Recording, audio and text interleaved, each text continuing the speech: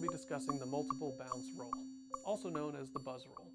This is a roll that falls on the closed end of the open-close scale and is most commonly used in concert or orchestral styles to simulate a sustained sound on the snare drum. To achieve this feat, we use a connected series of multiple bounce strokes. A multiple bounce stroke is a stroke where the stick strikes the drum multiple times using only one motion of the wrist. The stick strikes the drum, bounces off the head, and is redirected repeatedly until either the stick's velocity is depleted or the performer lifts the stick away from the head. Just as with the double stroke, the multiple bounce stroke requires some finesse and will take time and practice to control. To perform a multiple bounce stroke, we will start with the bounced double stroke that we learned in the previous lesson. In the bounced double stroke, the wrist propels the stick downward, and the index finger and the thumb apply pressure to the stick to redirect it back into the head following the initial contact. In the bounced double stroke, the stick is lifted upwards by the wrist after the second sound.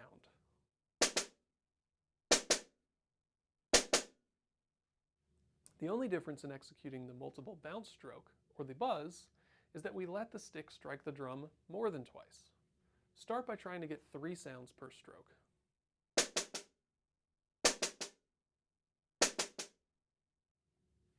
Then 4.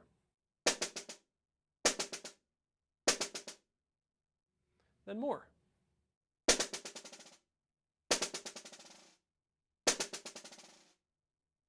With this exercise, we're only manipulating the timing of when we lift the stick after the stroke. For more sounds per stroke, lift later.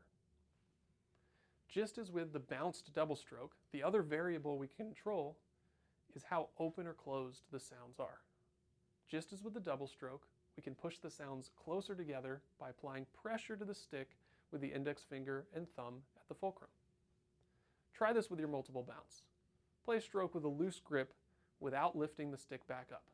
Just let it bounce until it runs out of energy.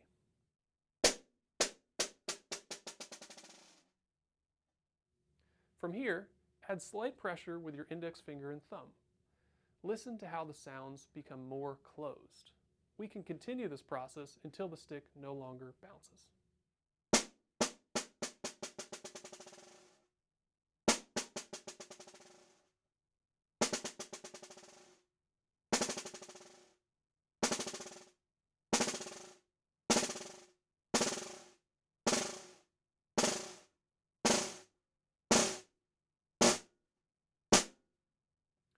Now, let's find a sweet spot with our grip to create a smooth sounding buzz that's not too open or too closed.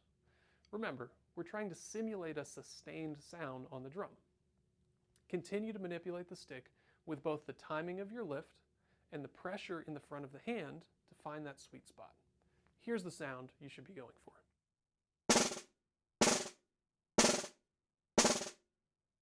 Notice how I lift the stick before its energy runs out.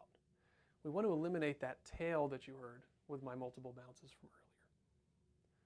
Once you feel comfortable with a variety of multiple bounce strokes, practice exercises 6.1 and 6.2 to begin combining right hand buzzes with left buzzes.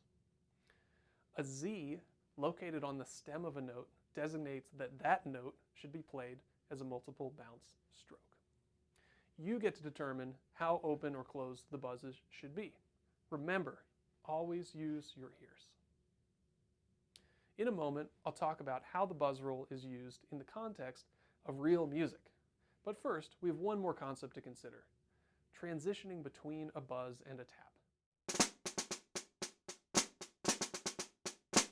All that is required is an increase or decrease in the pressure on the stick at the fulcrum. While this task is not complicated, it can be difficult. Solid coordination between the finger and the wrist is imperative to perform the intended stroke.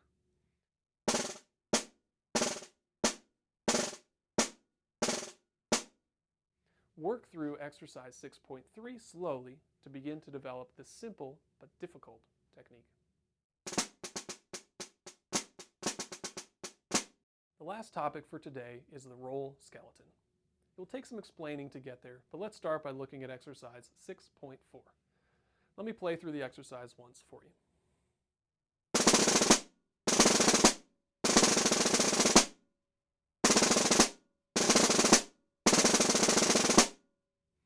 Notice how the buzzes connect to one another to simulate a smooth sounding, sustained tone.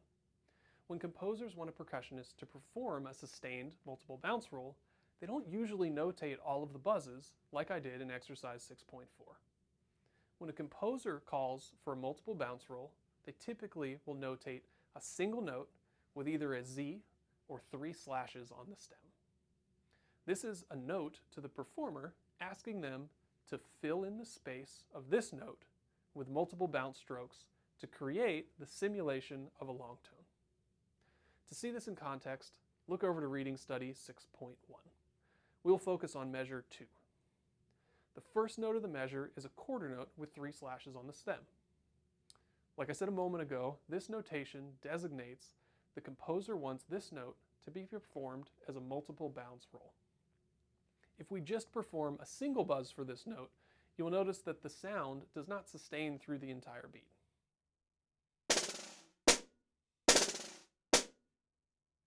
To sustain the sound through the beat, we must play multiple buzzes with a consistent pulse through the entirety of the note.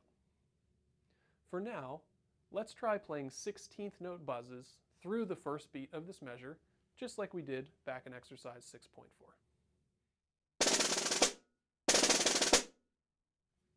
Notice how the sound is now sustained through the first beat of the measure. A realistic notation of beat 1 may look like this.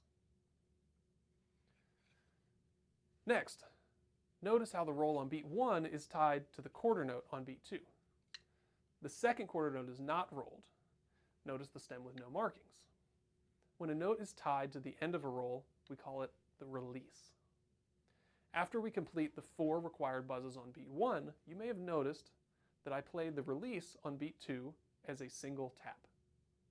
The tie between the roll and the release is to signify that the roll should be connected to the release. If there was no tie, the composer would probably be asking for space to be left between the roll and the tap. Most commonly, rolls that you encounter will be notated with the tie and the release, so we'll leave further discussion of untied rolls for a later lesson. Let's play all of measure 2 again. First I'll do it slowly and then faster. You'll see beats 3 and 4 are performed exactly the same as 1 and 2.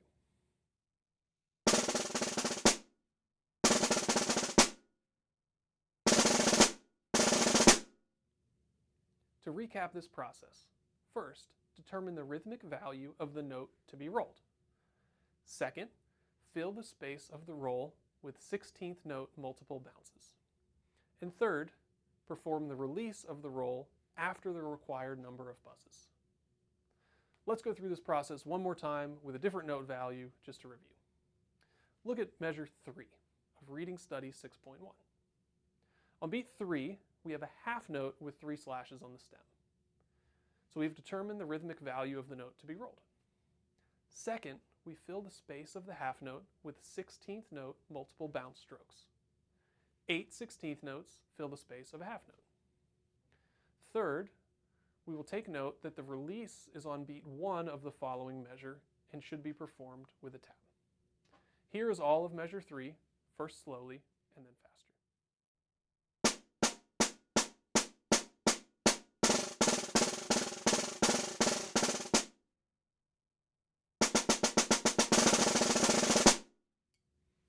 Now, it's your turn. Start by working through all of the exercises in part 6. These will begin to develop your multiple bounce stroke and multiple bounce roll. Then, dissect the reading studies to put this new concept into practice. One practice tip that I find helpful is to practice each reading study by playing all of the required strokes, but eliminating the buzzes. This will force you to think about the rhythm that undergirds each roll. We call this underlying rhythm the roll skeleton. Let me demonstrate Reading Study 6.1 with the roll skeleton practice technique.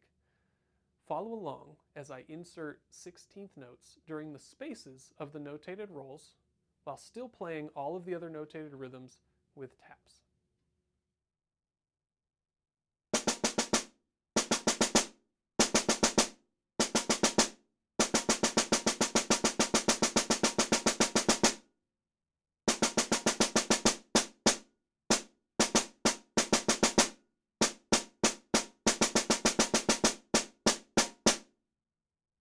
Here is the reading study now with the buzzes.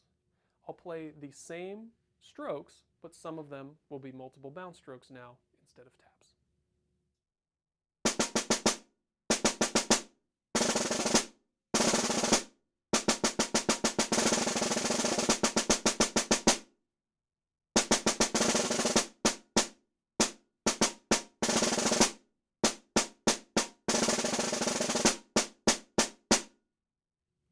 Hopefully you can see how my wrists moved in the same way for each demonstration.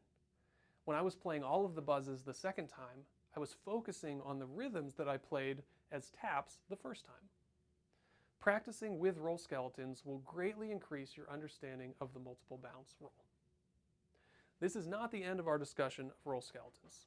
I have eliminated a number of variables involved so that you can start to gain some familiarity with using 16th notes to fill multiple bounce rolls. We will come back to this in a later video to get a little more into the details of what to do in a wide variety of buzz roll situations. For now, spend some time working through the exercises and reading studies that accompany Lesson 6. Good luck!